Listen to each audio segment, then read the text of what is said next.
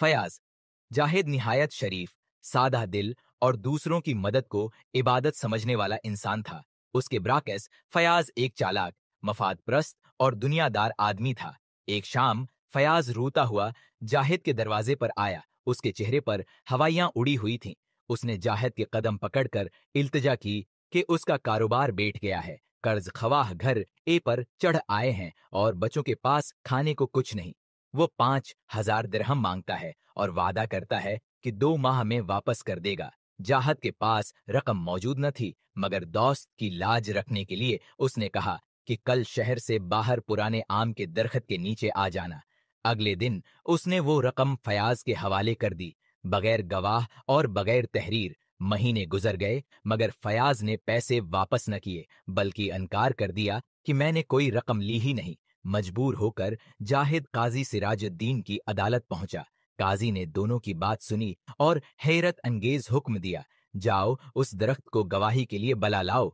अदालत हंस पड़ी, मगर यही फैसला असल चोर को बेनकाब करने वाला था। शहर के बाजार में एक निहायत ज़ईफ मजदूर इकराम ने बड़ी मेहनत से पैसे जमा किए और अपने घर के लिए एक मजबूत लकड़ी का संदूक खरीदा। संदूक भारी था, बूढ़ा उसे अपने गुधे पर लादने की ताकत नहीं रखता था। उसी दौरान वहां से एक ताकतूर मगर सख्त दिल और लालची नौजवान रामजीज गुजरा। अकराम ने आजिजी से कहा, बेटा जरा मदद कर दो, अल्लाह तुम्हें जजा देगा। रामजीज ने तंजिया मुस्कुराहट के साथ कहा, आज कल अल्लाह के नाम पर कौन काम करता है? अगर मैं ये उठाऊं तो बदले में क्या दोगे? इकराम ने सादगी से कहा, मेरे पास देने को कुछ नहीं। रामजीज ने फौरन मौके पकड़ लिया और कहा, मंजूर है, मैं यही कुछ नहीं ले लूंगा। उसने संदूक उठाकर गिद्धे पर रख दिया, मगर जाते वक्त गिधे की लगाम पकड़कर खड़ा हो गया। कहां जा रहे हो? अपनी उजरत यानी कुछ नहीं दो। लोग तमाशा देखने लगे। मामला बढ़कर काजी सिराजुद्दीन की अदालत पहुंचा। रामजीज अदालत में भी जद करता रहा कि उसे अकराम ने कुछ नहीं देने का वादा किया था, लिहाजा वही उसे दिया जाए। काजी ने सुकून से फैसला सुनाया, संदूक के नीचे से दरी उठाओ। रामजीज ने देखा, यहां तो कुछ नहीं है। काजी मुस्कुराए, बस यही वो चीज है जिसका तुम मुतालबा कर रहे थे, उसे उठाओ और चलते बनो। पूरी अदालत हंस पड़ी और बूढ़े को इंसाफ मिल गया।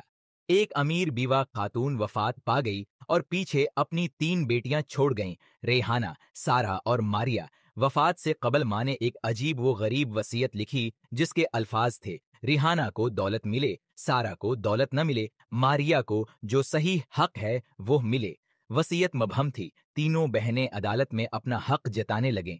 काजी सिराजुद्दीन समझ गए कि ये मामला सिर्फ तहरीर का नहीं बल्कि नियत और किरदार का इम्तिहान है।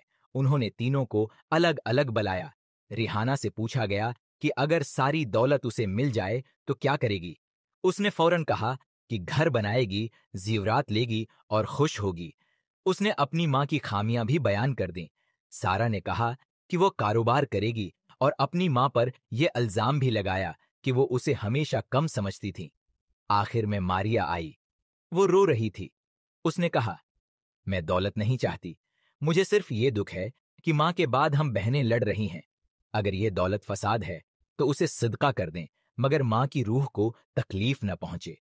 काजी ने फैसला सुनाया कि असल वारिस मारिया है, क्योंकि उसने दौलत नहीं बल्कि अपनी मां की इज्जत को तरजीह दी। यूं घर बिखरने से बच गया। एक अमीर शख्स मुल्क जमील के घर से हीरे जड़ी नायाब तलवार चोरी हो गई। शक फौरन पुराने खादिम करमदीन पर किया गया, हालांकि वो अपनी बेगनाही की दहाइयां देता रहा। मुल्क जमील एक नए मुहाफिज शेर दिल को बतूर गवाह भी ले आया कि उसने करमदीन को तहखाने के पास देखा था। काजी सिराजुद्दीन ने मामला गौर से देखा। कोई सबूत न था, मगर हकीकत खोजने के लिए उन्होंने सबको दोपहर की धूप में बाहर खड़ा होने का हुक्म दिया। तीनों एक कतार में खड़े हो गए। काजी ने ऐलान किया, याद रखो, सच्चाई वाले इंसान का साया मजबूत रहता है और चोर का साया उसके खौफ से लर्जने लगता है। सब साकत खड़े रहे।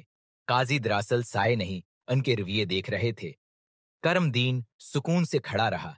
उसके बदन में कोई कपकपाहट न थी, लेकिन शेर दिल बार बार अपना जाविया बदलता रहा। कभी पांव हिलाता, कभी पीछे देखता, कभी झुझकता। उसकी टांगें लर्ज रही थीं। 10 मिनट बाद काजी ने हुक्म दिया, गिरफ्तार करो शेर दिल को, यही असल चोर है। शेर दिल टूट गया और इकरार कर लिया कि उसी ने तलवार चराई थी और अल्जाम बूढ़े पर डाल दिया था। यूं काजी ने नफ्सियात के जरिए इंसाफ कर दिखाया। कादी सिराजुद्दीन वक्त के सबसे ज़हीन, मामला फहम और मुनसिफ मिजाज काजियों में शुमार होते थे। उनके फैसले सिर्फ कानून की बुनियाद पर नहीं, बल्कि इंसान के दिल, नीयत और किरदार को सामने रखकर किए जाते थे। उनकी अदालत में मजलूम को हमेशा हक मिलता और जालिम अपनी ही चाल में फंस जाता।